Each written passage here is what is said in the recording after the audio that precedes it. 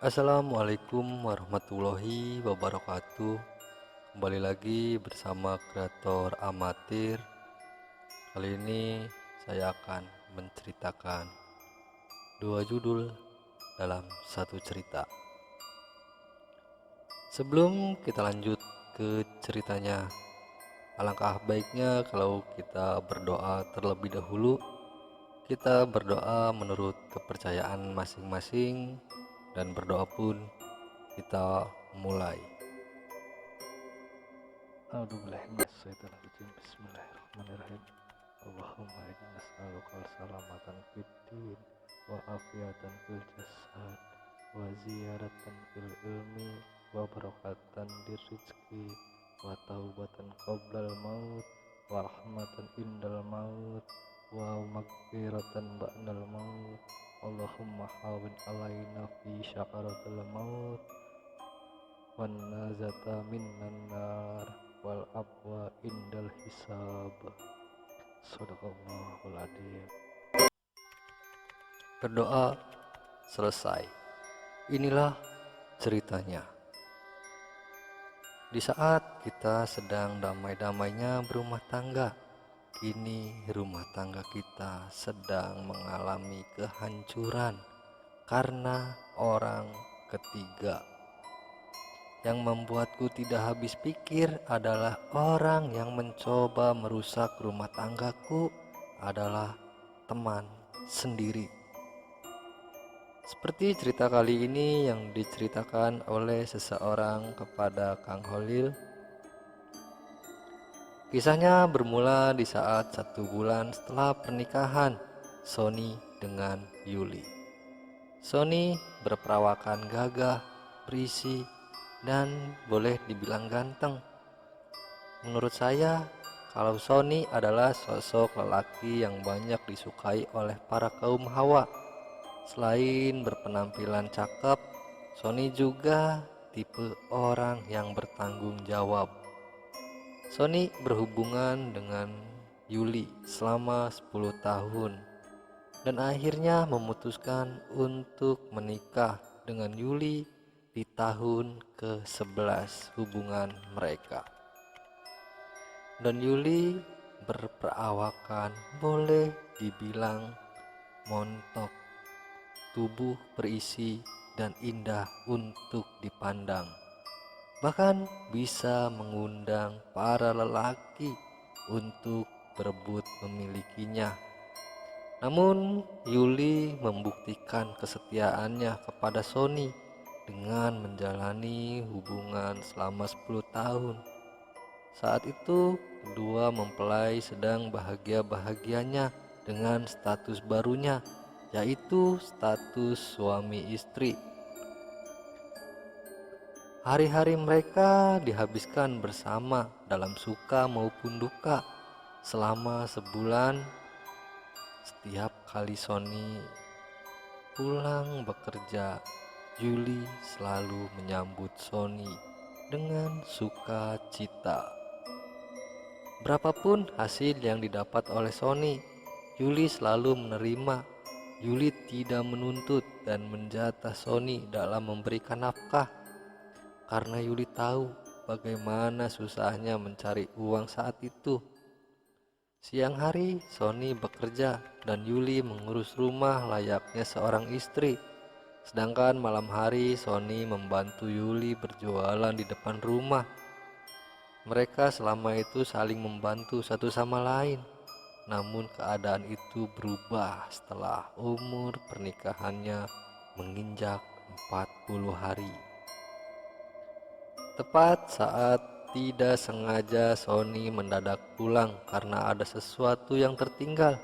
Sony pulang dengan diantar oleh salah satu teman kerjanya, Yudi namanya. Dia salah satu teman kerja Sony saat ini. Sony dengan tidak sengaja mengenalkan Yudi pada Yuli. "Yang, kenalin, ini temanku namanya Yudi," ucap Sony. "Yudi mbak," ujar Yudi. "Aku Yuli," jawab Yuli. Selama Sony mencari sesuatu, Yudi dan Yuli saling berbincang. Entah apa yang mereka obrolkan, tapi mereka mengobrol tidak banyak dan terlihat mereka saling menjaga jarak satu sama lain. Setelah itu, kita kembali bekerja dan meninggalkan Yuli di rumah, dan kami kembali ke tempat kerja. Namun, Sony tidak menemukan tanda-tanda yang janggal pada Yuli, karena dalam pikiran Sony, Yuli adalah istri yang setia dengan pembuktian selama hubungan mereka sampai pernikahan mereka tidak ada kendala apapun. Dan tentang Yudi pula, Sony tidak curiga sama sekali karena Yudi adalah teman Sony di kampung dan baru bertemu di tempat kerja yang sekarang. Karena sebelumnya Sony tidak bekerja di tempat yang sama dengan Yudi.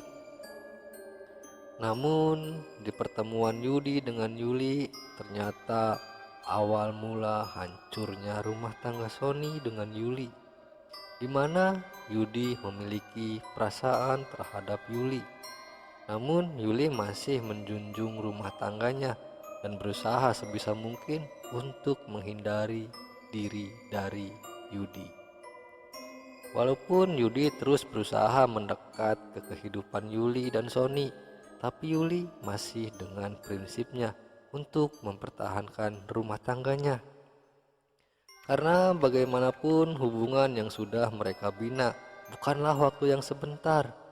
10 tahun adalah waktu yang lama untuk mereka mempertahankan hubungan sampai akhirnya memutuskan untuk menikah. Semenjak pertemuan Yudi dan Yuli, kini Yudi selalu mencuri-curi waktu untuk menemui Yuli. Namun Yuli terus berusaha untuk menghindar. Sony pun seperti mencium rencana yang tidak beres dari Yudi, di mana Yudi selalu ingin mampir ke rumah Sony. Bukan hanya Sony, Yuli pun berpikir demikian. "Ya, sepertinya ada yang tidak beres dengan temanmu," ucap Yuli pada Sony. Aku juga merasa seperti itu, Bun," jawab Sony. "Kira-kira rencana buruk apa yang sedang direncanakan oleh Yudi?" tanya Sony pada Yuli. "Aku tidak tahu ya," jawab Yuli. Berulang kali Yudi mencoba mengajak Yuli berbincang, namun Yuli berusaha keras untuk menghindar. Karena saat itu Sony sedang tidak ada di rumah, melainkan sedang dalam pekerjaan. Kenapa Yudi datang ke sini? Sedangkan ini kan waktunya mereka kerja, pikir Yuli dalam hati, dan kemudian meninggalkan Yudi masuk ke dalam rumah. Di sela-sela Yuli menutup pintu, Yuli mendengar Yudi berucap, "Aku akan membuat kamu bertekuk lutut dan mengharap cinta kepadaku," ucap Yudi. Mendengar ucapan tersebut, Yuli merasa takut apabila Yudi berbuat nekat terhadapnya. Dengan cemas, Yuli pun memberitahukan perkara ini kepada Sony. Namun di sini Sony belum sepenuhnya mempercayai Yuli. Sony masih ingin mencari tahu kebenarannya terlebih dahulu. Di samping tidak main nuduh dan juga menghargai pertemanan mereka. Tiap hari Sony selalu memperhatikan gerak-gerik Yudi dan memperhatikan segala sesuatu yang dilakukan Yudi, baik di dalam pekerjaan maupun di luar kerjaan. Sampai-sampai Sony mendapat teguran dari atasannya karena kerjaannya kurang fokus. Ternyata diam-diam atasan Sony pun memperhatikan kinerja Sony beberapa hari ini. "Kamu kenapa, Son? Belakangan ini terlihat kurang fokus dalam bekerja," tanya Pak Edi, atasannya Sony. "Gak apa-apa, Pak. Cuman ada sedikit tidak enak badan aja, Pak," jawab Sony menunduk. "Kenapa tidak istirahat saja, Son?" ucap Pak Edi. "Tidak, Pak. Saya kan masih baru kerja di sini, jadi masih belum dapat cuti istirahat," jawab Sony. Lantas, dengan keadaan kamu yang seperti ini, kamu bisa menyelesaikan pekerjaan dengan baik? Tanya Pak Edi. Ya, walaupun Pak Edi terlihat sangar, namun hati dia peduli pada bawahannya atau pada karyawannya. Ya sudah, besok kamu istirahat dulu. Saya kasih kamu waktu beristirahat selama 2 hari. Baik Pak, besok saya akan beristirahat dan libur kerja sesuai waktu yang Bapak kasih, jawab Sony. Waktu istirahat itu Sony gunakan untuk mencari informasi tentang rencana Yudi. Tepat di hari libur pertamanya, Sony melihat Yudi sedang menuju ke suatu tempat. Sony mengikuti Yudi ke tempat tersebut, suatu perkampungan yang tempatnya tidak begitu jauh dari tempat kediaman Sony, hanya berjarak 2 kilometer dari tempat Sony. Tibalah di sebuah perkampungan yang Sony pun baru tahu. Yudi sampai di suatu rumah berpenampilan antik dan mencekam. Rumahnya dikelilingi dengan beberapa pohon bambu dan terlihat sangat gelap. Dari kejauhan, Sony melihat Yudi sedang berbincang dengan sosok orang tua di rumah tersebut. Di sela-sela Sony sedang memperhatikan, tiba-tiba Sony disapa oleh warga di sekitar situ. "Mas, sedang apa?" tanya Pak Sarip, yang bukan lain warga di situ. Ini Pak, lagi nganter teman ke rumah itu," jawab Sony mencari alasan. "Oh, ke rumah Mbak Jarwo," kata Pak Sarip. "Oh, itu rumah Mbah Jarwo Pak?" tanya Sony. "Iya Mas, dia dukun sakti di kampung ini," jawab Pak Sarip. "Kenapa nggak ikut masuk Mas?" tanya Pak Sarip lagi. "Enggak Pak, saya disuruh nunggu di sini sama teman saya," jawab Sony. "Oh iya Pak, kalau boleh tahu Mbah Jarwo itu dukun apa ya Pak?" tanya Sony. "Dia dukun sakti. Apa aja Mas? Buka jasa pelet, santet, dan yang lain-lainnya. Bahkan Mbah Jarwo juga bisa memutus jodoh seseorang," kata Pak Sarip. "Contohnya Pak?" tanya Sony penasaran. "Contohnya bisa membuat rumah tangga seseorang bercerai-berai apabila ada seseorang yang memintanya," jelas Pak Sarip. Mendengar keterangan tersebut, Sony pun merasakan agak ngeri dan mulai berpikir kalau Yudi akan melancarkan aksinya dengan meminta bantuan dari dukun itu. Sementara itu, di dalam rumah tersebut, Yudi meminta Mbah Jarwo untuk membantunya mendapatkan Yuli si montok yang tidak lain adalah istrinya Sony. "Jadi apa yang kamu inginkan anak muda?" tanya Mbah Jarwo. "Aku mau si Yuli menjadi milikku dan mengemis cinta padaku Mbah," jawab Yudi. "Soal itu bisa diatur, asalkan kamu sanggup dengan maharnya," jawab Mbah Jarwo. "Soal mahar Mbah, tidak usah khawatir. Sudah aku siapkan Mbah," kata Yudi. "Bagus kalau begitu. Lantas, apa kamu siap untuk melakukan persyaratannya?" tanya Mbah Jarwo. "Apapun persyaratannya, aku siap Mbah," jawab Yudi. "Bagus, malam ini kamu tidak usah pulang.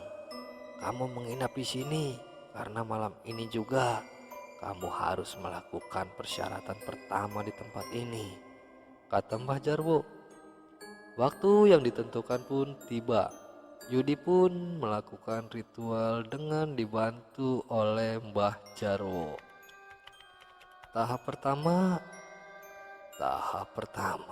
kamu harus mandi suci di air terjun di belakang rumah ini, tepat tepat pada jam 12 tengah malam, kata Mbah Jarwo.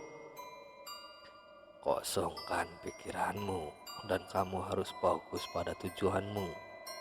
Setelah itu, kamu harus bermeditasi di bawah air terjun itu tanpa menggunakan sehelai benang pun di tubuhmu. Ingat, jangan hiraukan apapun yang menghampirimu. Kamu harus fokus pada tujuanmu. Apabila kamu gagal, maka taruhannya adalah kejiwaanmu, anak muda. Apa kamu sanggup? Tanya Mbah Jarwo. Aku sanggup, Mbah, jawab Yudi. Kini jam menunjukkan pukul 11.45. Yudi pun beranjak dari rumah dan menuju ke air terjun di belakang rumah Mbah Jarwo. Sunyi, mencekam, dan mengerikan. Yudi tidak pikir panjang lagi dan mulai melakukan ritual pertama dengan mandi di air terjun itu dengan dibantu oleh Mbah Jarwo. Setelah selesai, Yudi pun diminta duduk bersila di atas batu tepat di bawah air terjun dengan air yang menyirami sekujur tubuhnya. Dengan air yang menyirami sekujur tubuhnya Yudi dari atas, Yudi pun hanya menuruti apa kata Mbah Jarwo. Dengan tanpa busana, Yudi duduk bersila dan fokus dengan tujuannya. Berbagai godaan datang menghampiri Yudi, mulai dari suara-suara yang mengerikan, belayan yang lembut, dan suara-suara perempuan merdu, semua menghampiri Yudi. Namun tekad Yudi masih kuat dan fokus. Sebelum Yudi dibangunkan oleh Mbah Jarwo, Yudi merasakan adanya sosok wanita yang sangat cantik. Bangunlah, bukalah matamu, ujar wanita tersebut. Namun Yudi masih menutup mata dan terfokus pada tujuannya dan membayangkan wajah Yuli yang montok itu. Bangunlah, kamu terlalu lama berada di sini, kata wanita itu kembali berbisik. Namun Yudi masih tetap fokus. Belayan demi belayan dirasakan oleh Yudi, mulai dari ujung kepala sampai ke area kemaluan Yudi.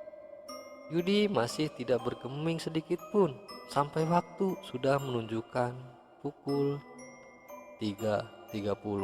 Wanita itu pun hendak pergi, namun sebelum pergi, wanita itu membisikkan sesuatu. Bawalah batu permata ini dan gunakan untuk mewujudkan segala keinginanmu. Bawalah batu permata ini dan gunakan untuk mewujudkan segala keinginanmu. Aku akan setia mengikutimu dan mengabulkan segala keinginanmu. Setelah memberikan batu itu, wanita itu mengepalkan tangan Yudi dan digenggamlah batu itu. Kemudian wanita itu menghilang dan berganti. Mbah Jarwo membangunkan Yudi dengan membawa beberapa helai kain untuk menutupi tubuh Yudi dan membawa Yudi kembali ke rumahnya. Setelah sampai di rumah Mbah Jarwo pun menanyakan apa yang didapatkan oleh Yudi. Apa yang kamu dapatkan dalam ritual itu, anak muda? Tanya Mbah Jarwo. Ini, Mbah, jawab Yudi sambil menunjukkan batu permata kehijauan. Batu permata hijau, gumam Mbah Jarwo. Simpanlah batu itu dan gunakan batu itu sesuai keinginanmu. Kamu bukan saja bisa memiliki wanita itu, bahkan kamu juga bisa memiliki semua gadis di kampungmu dengan batu itu. Jelas Mbah Jarwo. Tapi kamu harus ingat, berikan batu itu makan di saat malam 15 bulan purnama. Dan hafalkan amalan ini sebelum kamu meminta sesuatu. Setelah hafal, baca amalan ini dan kecup batu ini dengan niat kamu untuk apa. Batu ini juga bisa untuk pengasihan dirimu, anak muda. Terang Mbah Jarwo. Di sisi lain bersambung. Terima kasih untuk teman-teman semua yang sudah menonton, menyimak, dan mendengarkan cerita dari Kang Holil ini. Seperti biasa, saya mohon dukungannya kepada teman-teman semua dengan cara klik subscribe, like, komen, dan juga share ke media sosial teman-teman semua. Dan jangan lupa nyalakan juga loncengnya untuk mendapatkan notifikasi dari channel ini. Sekali lagi saya ucapkan banyak-banyak terima kasih. Wabillahi taufiq wal hidayah. Wassalamualaikum warahmatullahi wabarakatuh.